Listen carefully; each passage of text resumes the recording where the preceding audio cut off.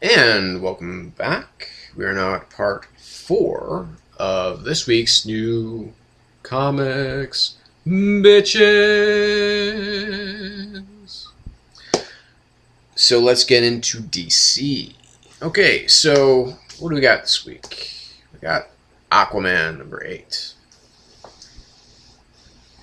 And we're seeing more of Arthur's past when he was a member of the Others, which is this very interesting group of they're kind of Atlanteans. It's very interesting what the abilities and these characters they're not as vivid as I would like, again, because it's because the only failing that well, I shouldn't say the only failing, but one of the big failings I think of the New 52 is that the books are really short. Okay, I mean, the Marvel books do seem they are longer. However, I don't think 4 pages really constitutes them charging an extra buck. But whatever. I mean, because Marvel is making fucking money. They're making money hand over fist right now. I mean, in 3 days from when you're watching this, because you're probably not going to be watching it tonight. But they're coming out with the Avengers, which is going to be one of the biggest movies of the summer. I'm betting if it's not number 1, it's going to be number 2. So again, I don't know where they get off with selling a lot of these books for the prices that they do, but whatever.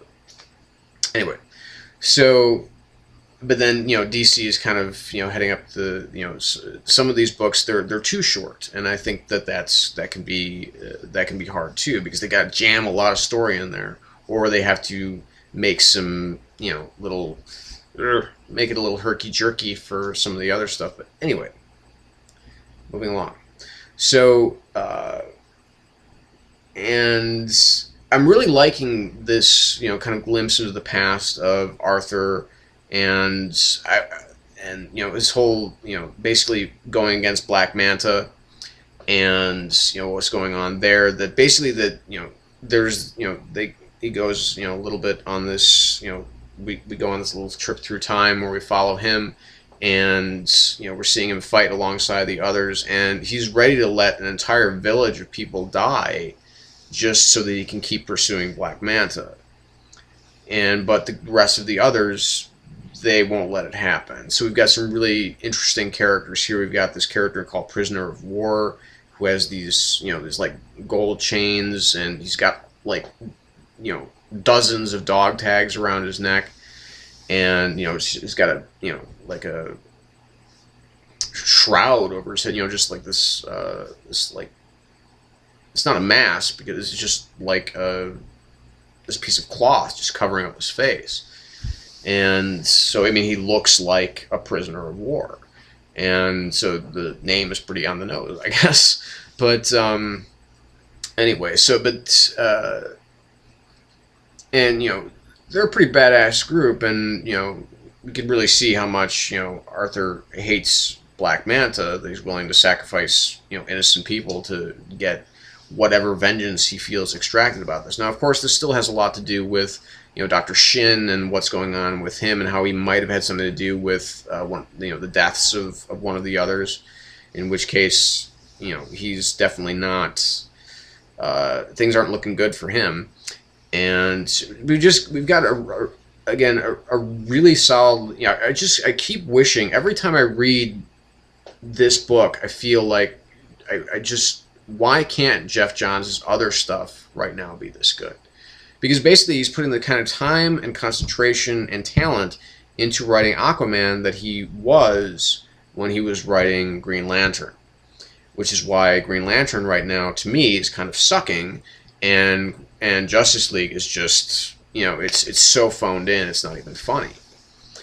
But, so I mean, 4 out of 5 for Aquaman number 8. Really, again, really looking forward to where this is going.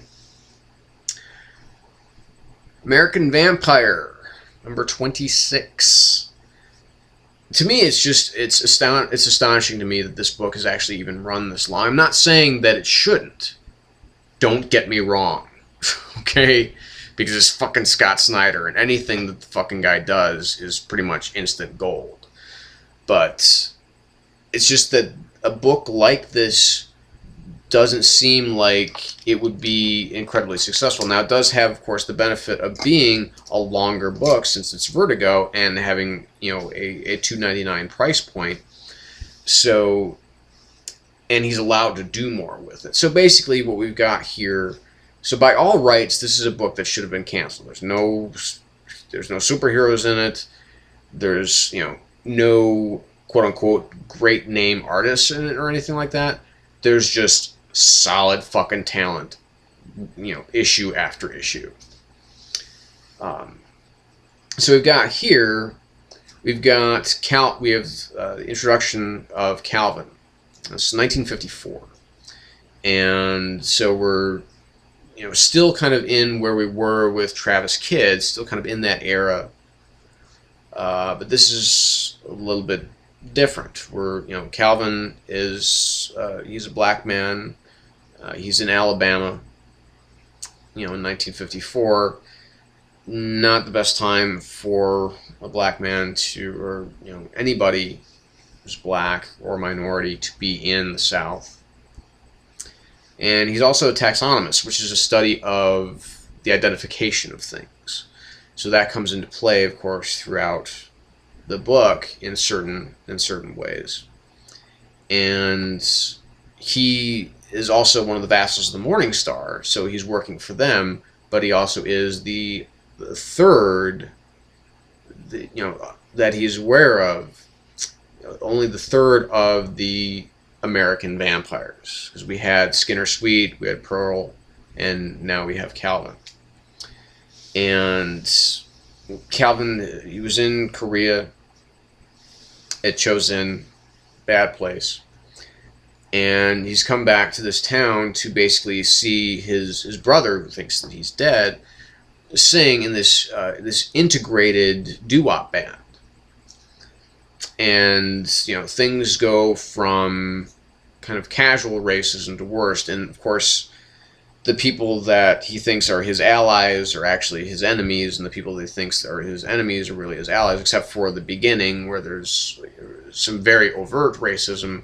And, you know, you've got, you know, some pretty fucked up stuff that goes on there, too. But, you know, ultimately what we've got here is, you know, things going from racist bad to even worse, where we end up looking at something perhaps completely new. And that, of course, is part of what throws Calvin off his game. Now, what exactly his mission here is on behalf of the vassals, that's a little bit up in the air. However, what's really important is, you know, what seems to be really important, at least primarily, is that he gets to see his brother. And, you know, and then there's, you know, these veiled threats about, you know, the band being attacked by these young punks. And, you know, these old, you know, this old man veteran kind of steps in to defend Calvin from his seeming attackers. Basically, the attacker, you know, these young punks basically tell him, you know, he's going to die after they sing at this fair. And of course, like I said, up is down, you know, in is out as far as this comic is concerned, because everything turns on its head once we get to the last couple of pages. Such, you know, again, Snyder just, you know, really knocking it out of the park here, again, with another exploration into America, you know, in a time that's not very familiar to pretty much, you know, most of us anyway. Many of us were alive then. I certainly wasn't. And, you know, we've got, you know, we've got another different artist here. We've got, you know, Albuquerque's taking a bit of a break. We've got Roger Cruz as the artist here.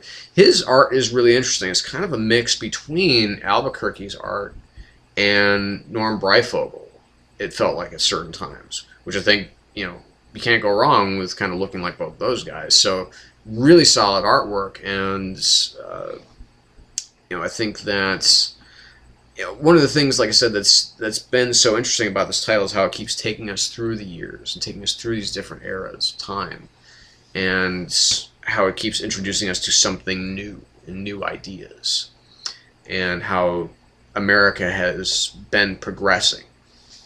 So again, I love this book, man. I'm so glad that I finally started reading it. So it's 4.5 out of 5 for American Vampire number 26. So let's move on to the books of the week. There were some real surprises here. There were some that were not so surprising. There were 2 huge surprises. Books that I did not think were going to make the lists of books of the week, but they did. Daredevil number 11. So basically, we got, the Punisher and Spidey pulling Dee Dee's fat out of the fire, basically as he's being attacked in Union Station, or it's the Grand Central, excuse me, and basically the whole, that they've all kind of been double crossed by Rachel Cole, and he needs to find her. So that's pretty serious. It's pretty serious because she's taken the Omega Drive, and Dee Dee basically comes up with a plan to kind of lure her to him because he wants to believe, as we saw in the last issue of the last part in the last issue of the Punisher, where he believes that Rachel, basically that she can be saved. He's tried to save Frank too many times, and it obviously hasn't worked. So he believes that maybe he can save her. And if he can, then he's done something worthwhile out of all of this mess and horror. And we have this great dramatic moment between Daredevil and Cole, where basically, there's a moment where, and how basically she's tracked him, and he's kind of psyched her and, lured her. And, we have this great moment where she basically says, nobody, we are different from the rest of them because it's the pain, the loss that we've experienced that makes us different. And we're the only people that can really do this kind of work. And that really pisses Daredevil off. And, he kind of throws his club not at her, but by her to kind of, say, what, shut up right there.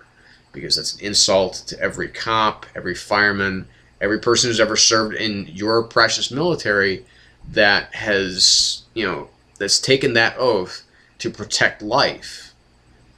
And, it's not just loss. People that are genuinely just good people take that oath because they believe in something more than themselves. And, it's this terrific exchange.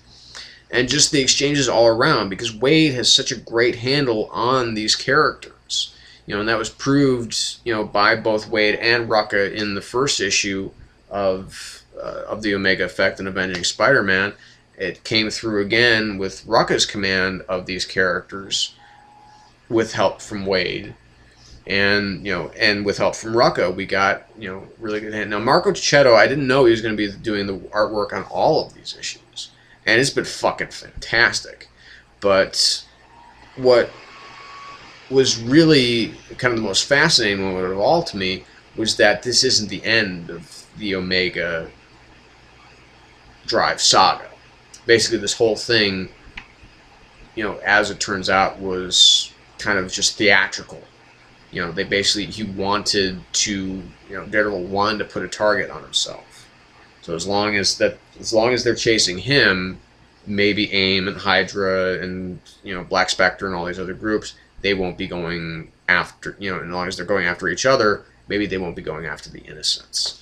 So very solid 5 out of 5 for Daredevil number 11. Wow, what a terrific book. So we'll be back with the rest of the books of the week, so stay tuned.